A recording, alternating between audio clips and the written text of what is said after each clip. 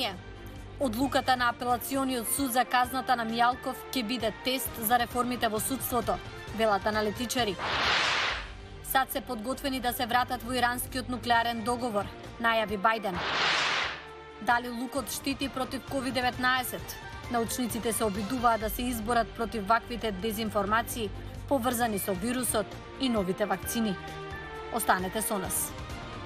Поздрав од Вашингтон. Ова е Ньюсфлеш на гласот на Америка на македонски. Јас сум Милена Ѓоргиевска.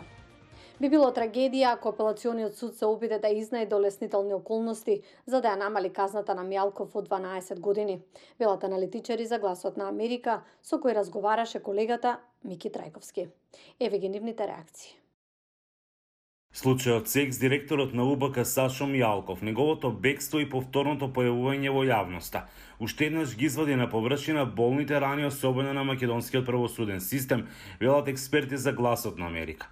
Професорот Јове Кекеновски вели дека овој и многу претходни случаи ја покажуваат неподготвеноста на нашето судство.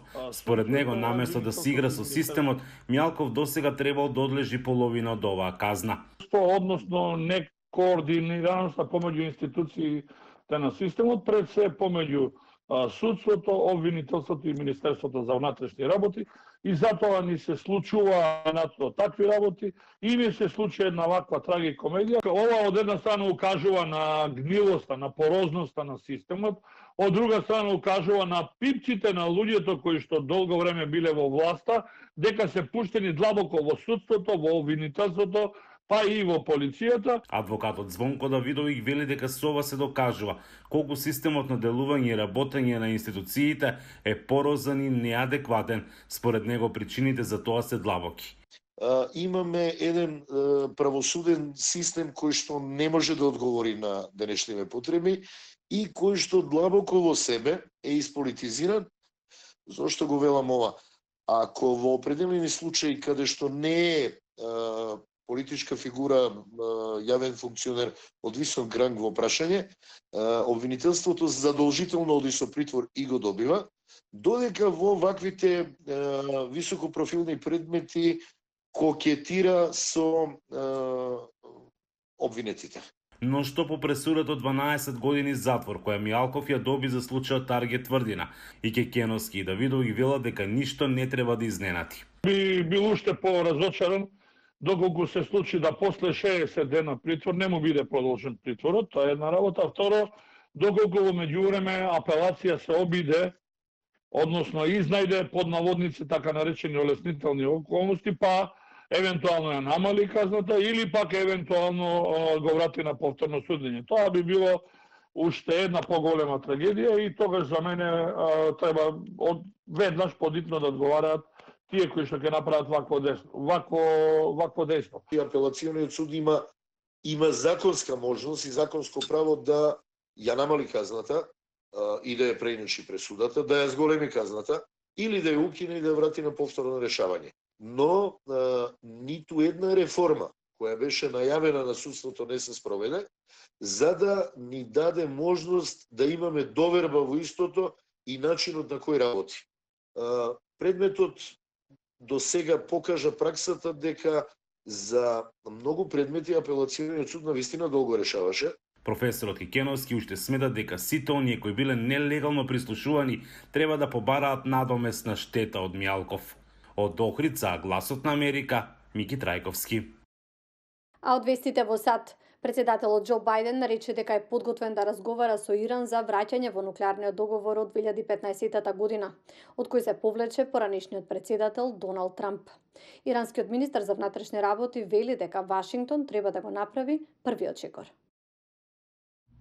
Иницијативата на американскиот председател Џо Бајден да се ангажира со Иран за повторно приклучување кон заедничкиот сеопфатен план за акција е уште едно оддалечување од политиката на неговиот претходник. Американскиот државен секретар Ентони Блинкен преку видеоконференција разговараше со неговите колеги од Британија, Франција и Германија, така наречената група Е3 што се собра во Париз. Блинкен вели дека ставот на председателот е дека Техеран треба да ги преземе првите чекори.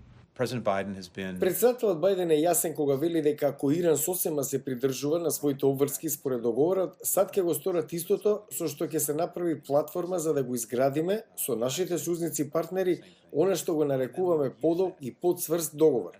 Иранскиот министер за надворешни работи Џавад Зариф на тоа одговори преку Твитер дека Вашингтон треба да го направи првиот чекор.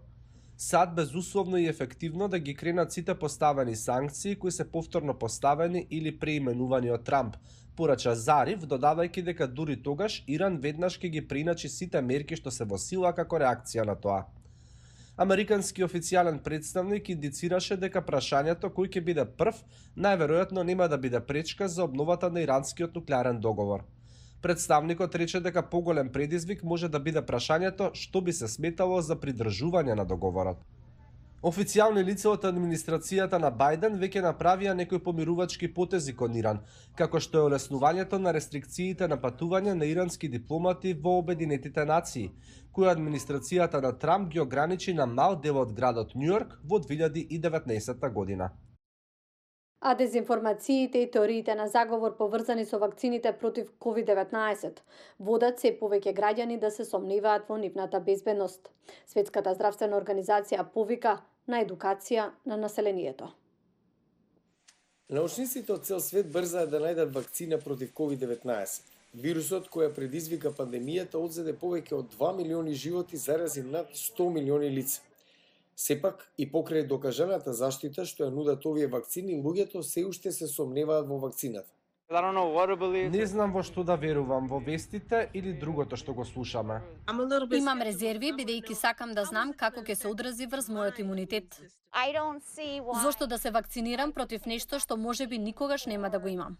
Скептицизам постои во големи градови како Лос Анџелес и во мали места во Западна Вирџинија. А што ако не излезе како треба и го добиете вирусот од самата вакцина? Точно е дека некои вакцини се направени од ослабени или мртви вируси, но експертите велат дека нема место за загриженост. Ова е доктор Тосин Гоуџи, специјалистка за заразни болести од клиниката во Кливленд. Нема да ве зарази со COVID. Не е жива вакцина. Вакцините се нови, но технологијата што е користена за нивно производство не е нова, вели таа.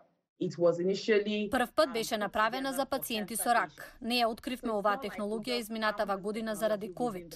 Таа веќе постоеше, а пандемијата беше вистински момент да се искористи. Светската здравствена организација има веб страница за разбивање на митовите и загриженоста околу вакцините и самиот вирус. Таму има и прашање од типот кој може да се зарази со COVID-19? Одговорот е секој. Дали одредени видови храна како лук може да заштитат против COVID? Што е со додатоците за храна или витамини? Светската здравствена организација вели дека нема докази дека може да штитат. Има и верување дека овие вакцини може да ги променат гените. Ќе ви ја уништи вашата ДНК и на некој начин ќе станете воземјанин, бидејќи ќе ви стават наночистички. Вакцините на Pfizer и Moderna се mRNA вакцини, направени врз база на протеинот коронавирусот. Овие вакцини ги учат нашите клетки како да го создадат протеинот или дел од протеинот кој го поттикнува нашето тело да се бори со вирусот. Луѓето мислат дека вакцината ќе ги промени. Таа не се бризгува во вашата ДНК. Не ве менува кој сте и што сте. Светската здравствена организација вели дека со масовната едукација за вакцините ќе се разбијат митовите што се шират во јавноста. Експертите уверуваат дека вакцините заедно со другите напори за превенција како миење раце, носење маски, социјално дистанцирање ќе стават крај на пандемијата, но само доколку луѓето ги почитуваат овие препораки.